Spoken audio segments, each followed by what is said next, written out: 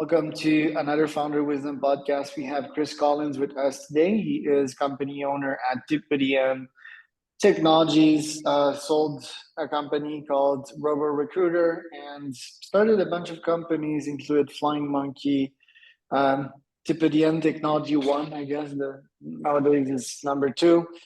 And we will talk about entrepreneurship today. We will talk about Gen AI. We will talk about products and everything in between UX, ChatGPT, WhatsApp Business, RPA if we're lucky. So this podcast is brought to you by podfire.com. That's my podcasting agency. If you want to start, scale, be invited to podcasts like this one. If you want to get sponsors and monetize podcasting, you can go to podfire.com. Chris, welcome to the pod. Tell me a bit more about yourself and about Tip at the End. Yeah, thank you. Thanks for having me. I am 27 years living up in California in the San Francisco Bay Area, but originally from Australia. All kinds of new technology is something that I've always loved. Being from, I'm actually from Perth in Australia, and there kind of found my love with tech. Was the first in the family to connect us onto the internet, and sort of had this technology brought me around the world, to Sydney, to London, and then to San Francisco. In San Francisco, worked in HR tech as well as gaming, virtual reality, and virtual worlds. And then, as you said, recently in a company called Robo Recruiter, which was a chatbot company for the recruitment industry. And we sold that. And then now I've launched another product, which is around generative AI and its application into different industries. Very cool. Okay, so let's take it from your first company that you founded. When was that? What was the company, and what happened to that one? Yeah, so actually, the first company I was involved with, and the CEO, was a company called The Solution Base, and this was back in 2001, actually, and this was in London. It was a applicant tracking system. It kind of like a CRM, but for the staffing industry. I was brought in to CEO that company, so it was set up by someone else, and it was a small company. I was 24 at the time, and the owner of that company was looking for a new CEO, and I think was thinking, should I go with someone with a lot of experience or someone that just seems super excited to try and take on this challenge, and ended up going with me with that challenge. So that was a real learning experience, coming into an existing company and trying to expand out, where it goes. What happened to that company? It got rolled into a larger staffing company called K2 Partnering. They absorbed that company, and from there I actually came up with the idea for a job search engine for a tool that we called Zadora. And that it was kind of like Indeed.com. So I went out and got all the jobs, brought them into one location. And that's what brought me to San Francisco. And that company that failed. That company, that one failed. But I was in San Francisco and I wanted to stay. Right, and you're kind of lucky that you got that CEO position at that young of an age. Something happened to me that was somewhat similar, that at least brought you to SF and being at the right place at the right time. What happened with Linden Lab?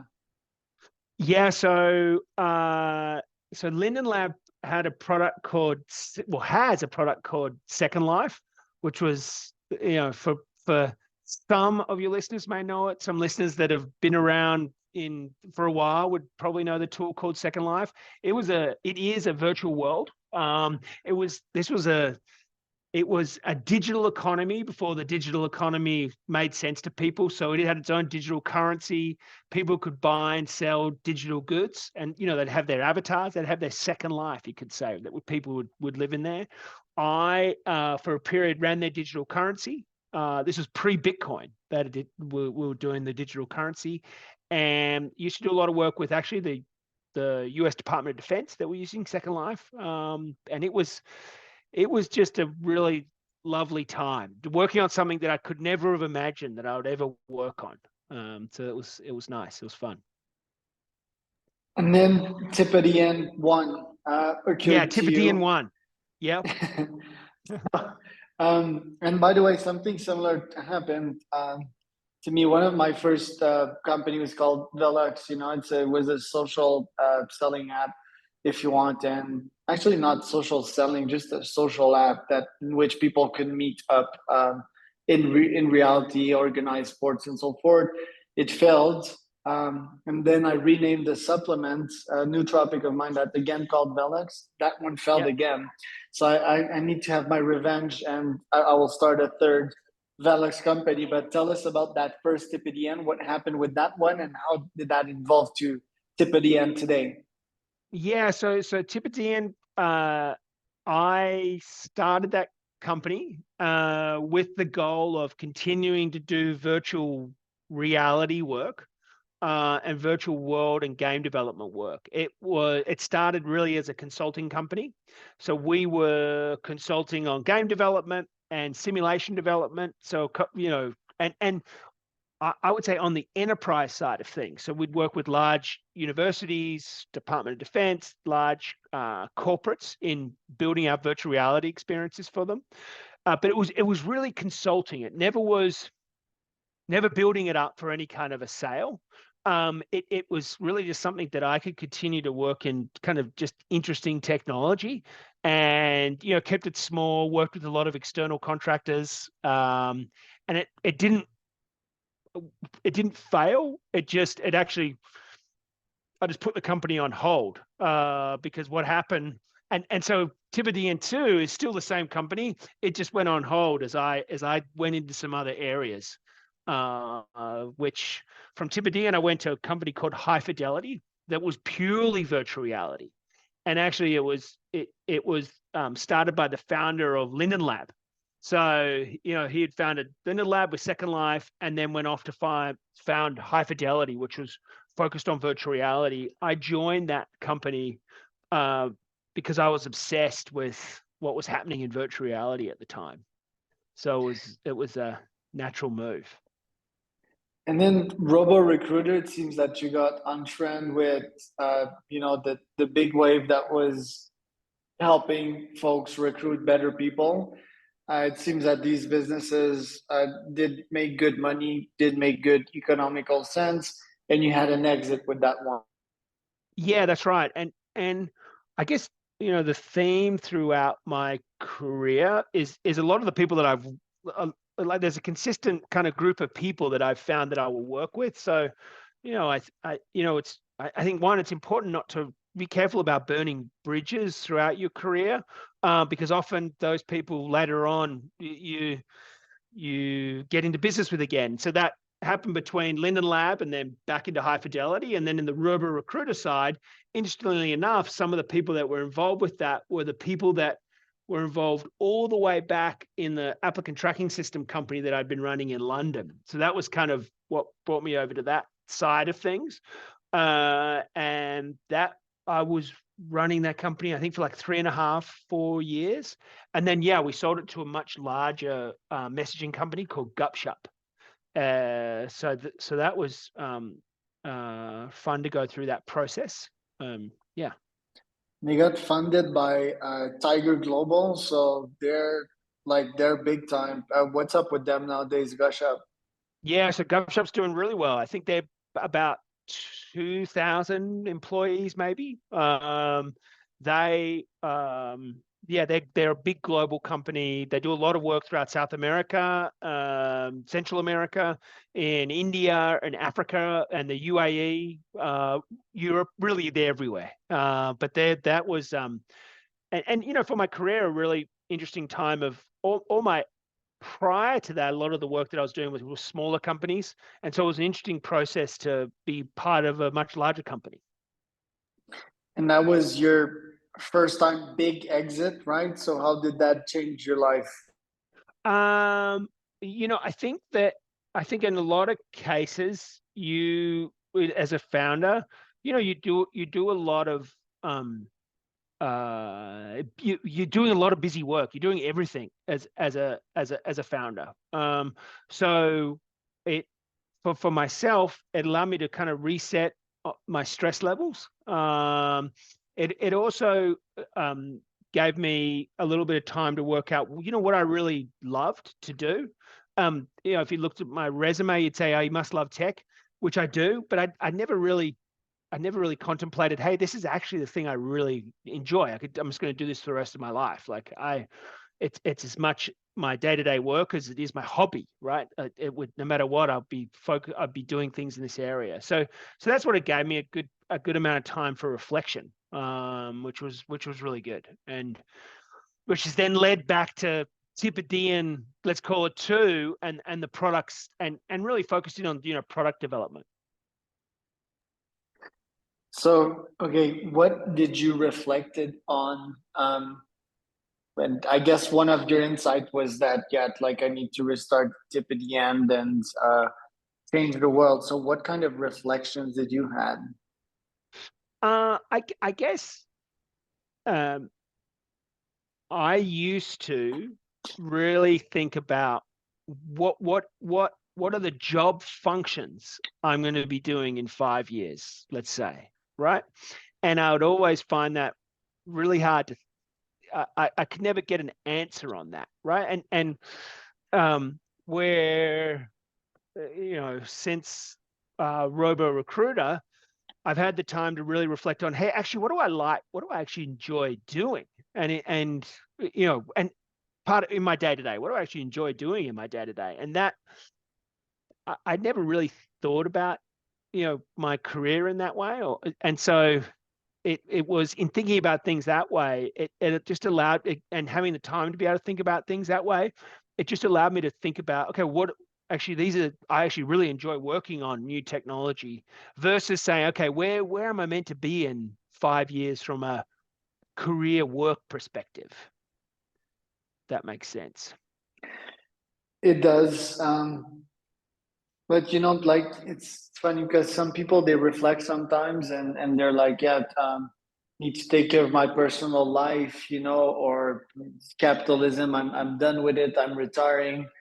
Why did you decide to get back that early and that big in the game?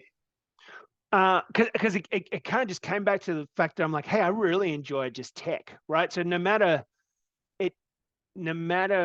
what was going on, I'd be playing around with some kind of technology. And it just so happened from a timing perspective. So I started to mess around with generative AI prior to ChatGPT launching, and was kind of hooked because, like, oh my gosh, this is so exciting. I want to, I love tech, and here's some new tech. I want to be just working in this space. And so it just so happens that this whole industry is going nuts right now. That almost from my perspective, it's, kind of feels like the right place at the right time. But I would have been working on this for fun, if that makes sense anyway. Now, working on things for fun need to make money, because just to sort of validate what you're doing. But so it was less of forcing myself back into the game and more of, hey, like, I'm working on this because this is really cool and I'm enjoying doing it. And yes, incredible development happening in the industry. So should we predict another exit of 50 million in less than 3 years? Yeah, yeah. We'll see. We'll see. I think the challenging thing about this industry, where it is right now, is it is moving so fast, right? I would even wonder if you spoke to me again in a year's time, if I'm working on the same product, right? I think that what's happening right now compared to what's happened before is that, one, the ability for you to be able to create a product is much quicker than it's ever been before, like 100x quicker than it's ever been before. And really, we're talking about a completely new things like electricity or semiconductors or the internet, and being a new thing, who knows what those new businesses are? Electricity and the internet created businesses we never even thought about. And so, there's part of it with what I'm working on right now where I'm also thinking, okay, well, something new is, I'm going to see something new that could totally change in how and what I'm doing at the moment. So who knows where things are going to be in a couple of years. So tell us about Prompt Recruit precisely and what it does. Yeah, so Prompt Recruit is bringing together my knowledge of HR tech, which is recruitment technology and that space, with what I did around chatbots and with generative AI, right? So what we are wanting to do is to companies that are already using applicant tracking systems, we want them to be able to easily use generative AI without even having to think about it, right? So with Prompt Recruit, they come in, they sign up, they click one button, and we integrate into their existing applicant tracking system. What that integration does is it will start to automate a lot of the tasks that take a lot of time in the recruitment process. So as an example, those automations, it will go through and summarize every resume that's coming in and give you all the interview questions without you having to think, and it puts it into your existing system. It does matching for you. So someone applies to a job, it is saying where this person matches really well, and here are some things you could ask them. With all the applicants, it's then giving you a daily, email that says, hey, of the 20 people that came in the last 24 hours, here's the top person.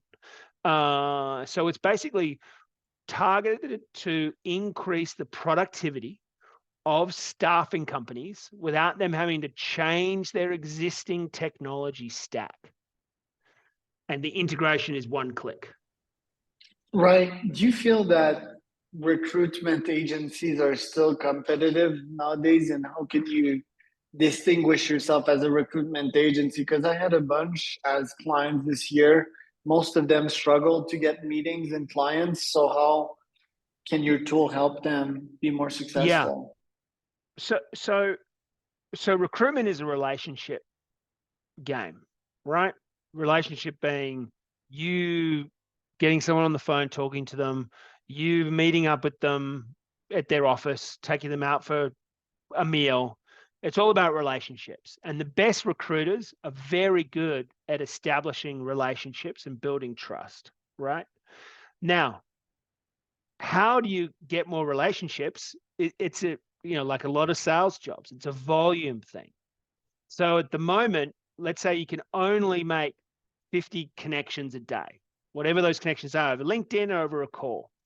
Now, part of making those connections, especially on the candidate side, there are a lot of things that you need to do. You need to review resumes. You're taking up time seeing if someone matches. So if my system is doing those pieces automatically for you to help you understand more about that candidate you're about to speak to, then recruitment being in the sales game, sales being how much volume you could do top of funnel, my system allows that recruiter to, instead of doing 50 engagements a day, they can get that up to 100. So they're doubling their productivity, which the net result being allowing them to build more relationships.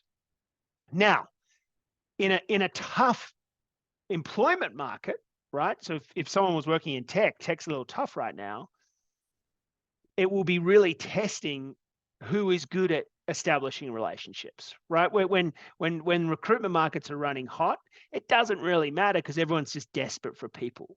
But when markets get a little harder, it really tests how good of a relationship builder and maintainer you are. And what we do is that we allow for you to be able to have more relationships. At the candidate level, I saw some cold email out there too. How can you allow these recruitment firms to get more clients through tools like cold email? Yeah, so we're currently not doing any cold email stuff. Why we're You not? have prompts though. Oh yeah, you could do it all with prompts. Well, we're kind of positioning ourselves as we're an intern. We're working alongside the recruiter, so we can recommend emails. Like we will draft things for them, but then ultimately they send it. I mean, none of these generative AI tools are ready to talk directly to your client. You need to review what they're doing. So we will draft it. Right. And okay, have you got some funding for that one? What's the plan for 2024? So the plan, it's self-funded, and the plan is to keep it self-funded for as long as possible. I think it's the other, let's call it a challenge for the VC industry, is that, if I'm talking about your ability to build product at 100x the speed and cost that you previously could, then your desire for funding decreases because you can do more yourself. So at the moment, it's self-funded. $30 a month if I want to have over 250K tokens. That seems like Yes. a lot. Um, how much users do you have on that plan? And how much do you plan to have in 2024? Yeah, sure. So at the moment, we're at 40 plus clients. And at the end of 2024, we want to be in the thousands. How will you do that? So our go-to-market strategy is that our sales process and deals that we do are with the existing applicant tracking systems. So we go out and we get on their marketplace and we form really good relationships with them. So as an example, the big one that we've got right now is Job Adder. That I was down in Australia, did a webinar with them. So it's through channel sales. Partnerships, I guess. So no cold email at the moment, SEO, ads. A little bit of SEO, no ads, no cold email right now. And 100% through partnerships, you're going to grow to thousands. That's the plan. Yep. These partnerships, they start with a cold email or? Oh yeah, and again, it comes back to my Robo Recruiter days. So I know that market well, and I know those marketplaces well. So they are the existing applicant tracking system marketplaces have good customer reach. And how do you unlock these relationships with them if you're almost a nobody to them? Like, how do you justify partnering up? Yeah, so luckily, based on my career past and Robo Recruiter, I've got existing relationships in those markets, so that helps. And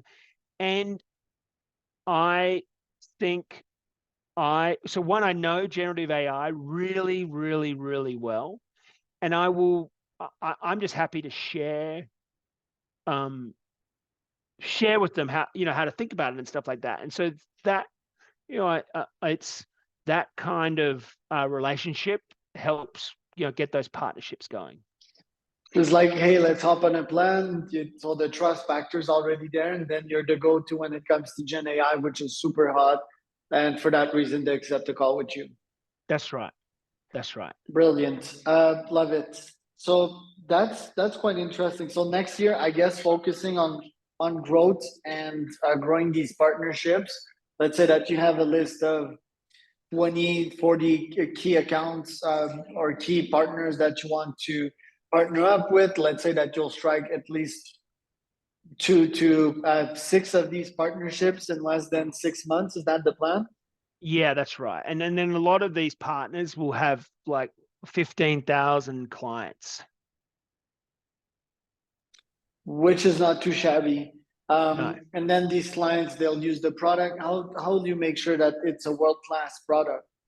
Yeah, so that's what a lot of work's happening right now, right? And that's the only thing holding us back expanding on the existing partnerships, is that we want the onboarding to be seamless, right? That if you're already an existing, let's say, job ad customer, the current applicant, current integration we have, that the sign up is one click. You really don't have to think about it. So that onboarding is key.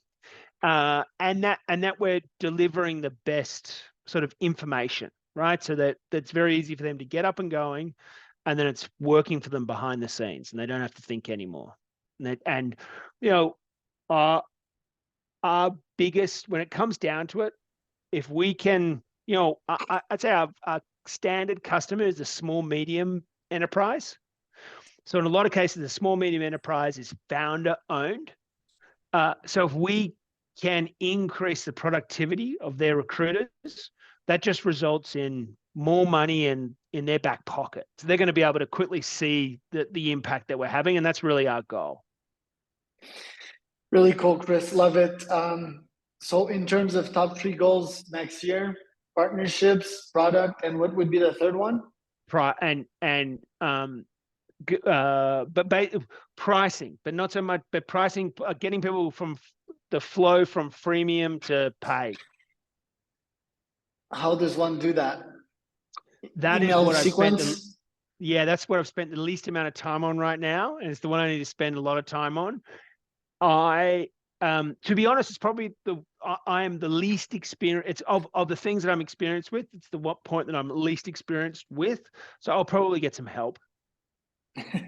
Good idea. Chris, thank you for the value added today. It's quite impressive to watch you go. Where can people find out more about you? Yeah, sure. So you can go to promptrecruit.ai and sign up there, or on LinkedIn if you were to search for Chris Collins and Tipan, I'll come up, and feel free to hit me up on LinkedIn. All right, then I was Charles Cormier, your host at founderwisdompodcast.com with Chris Collins.